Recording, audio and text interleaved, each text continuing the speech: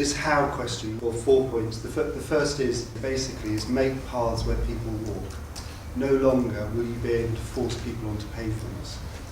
Pavements are kind of going out of business.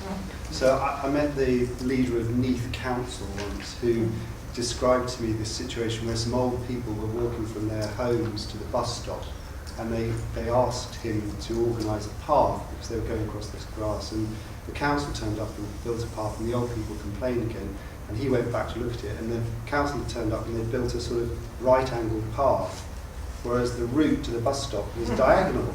And he said to them, why have you built a right-angled path? And they said, well, we can only build right angles. And he said, well, why don't you build paths where people walk? And basically, the permissive desire lines are now, you have to build lines where people walk. So, make paths where people walk is the first rule. Fund masses of experimentation. So my concern is the balance of experimentation is the public bit of it and the social bit of it is underweighted compared to the private bit, because public institutions aren't being imaginative and fast enough to try and use this stuff. The third thing is connect unlikely ingredients. In education, that is where you find the most innovative work.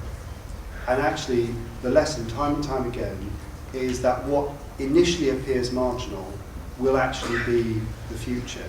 And if you look in the mainstream for the future, you won't find it. So you have to look in the margins and be prepared to back it. And the fourth thing is you have to keep a big story in mind. I mean, what really made me extremely fed up with the dot-com boom was the fact that my lowest moment in the dot-com boom was going to visit a company that claimed to have a revolutionary business model called Urban Fetch. Basically, it was to get cat food quicker to urban consumers, and that was their version of what people went to. This has got to be a big story. I mean, if it's not a big story, there's no point. And the reason we're so excited, and probably overexcited about Twitter and Iran, is that we think we're connected to some really big story, but it's got to be a big story. So what's the role of artists in all of this? Your question. And Dave's question, in a way, is what's the role of curators, of artists or stuff? I mean, I think there is still a huge market for enjoy experiences. Well done. But it won't be as big as it used to be, that's for sure. And I still think, actually, that there are aspects of enjoy experiences which create rarity. So I think one of the rare, it's not a rare experience, but it's a special experience, is being there, actually. That's why we're all going to bloody festivals. I mean, the most old-fashioned get together with a load of people in a field with some tents and listen to some music. Isn't that amazing?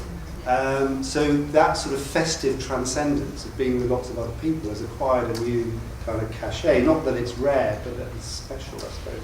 So I think there's still that. But I do think that art becomes practice increasingly rather than artifact. Or at least artifact becomes the starting point for lots of things going on around it. And I think, the question of searching for the source code behind a painting is a very interesting metaphor of what people might expect for that to be possible. Allowing people to make intelligent connections, creative connections, easily and fluidly is what this culture is all about. And that is why I thought that those examples were so powerful. Because if you started from those rather than where we are, you would think in some completely different way about what culture was. And that, I think, was a really those were both, for me, really telling examples of what can be possible.